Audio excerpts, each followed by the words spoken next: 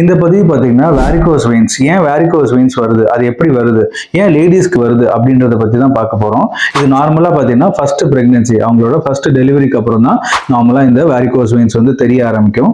அது ஏன் வருது அப்படின்னு பார்த்தீங்கன்னா, இந்த பிரெக்னன்சி ஃபேஸில் இந்த குழந்தை வளர 4வது 5வது மாசத்துல வயிறு பெருசாகும் போது வயிற்றுல இருக்கிற முக்கியமான ரத்த ஓட்டங்களான அயோட்டான ஒரு ரத்த குழா இருக்கு, அதை போய் அது ப்ரெஷர் பண்ணும். இந்த குழந்தை பெருசாகிறத யூட்ரஸ் போய் அதை அழுத்தும் போது இந்த ப்ரெஷர் வந்து காலுக்கு போகிற ரத்த ஓட்டங்களான ஃபெமரல் ஆர்டரின்னு சொல்ற அந்த இடத்துலையும் ப்ரெஷர் கொடுத்து இந்த கால் வந்து லேசாக வீங்க ஆரம்பிக்கும். நிறைய செகண்ட் ட்ரைமஸ்டரில் ப்ரெக்னன்சி இருக்கும்போது இந்த கால் வீக்கம் ஸ்டார்ட் ஆகும். அப்போ அதுக்கு தான் நாங்கள் டாக்டர்ஸ் வந்து உங்களை வாக்கிங் போங்க, காலுக்குள்ள எக்ஸசைசஸ் பண்ண, ஆன்டினேட்டல் எக்ஸசைசஸ் பண்ணுங்கன்னு உங்களை எஜுகேட் பண்ணுறோம். அந்த எக்ஸசைஸ் பண்ணும்போது என்ன ஆகும்னா இந்த மசில் எல்லாம் பம்ப் பண்ணி அந்த நீரை வந்து வெளியில தள்ளும்.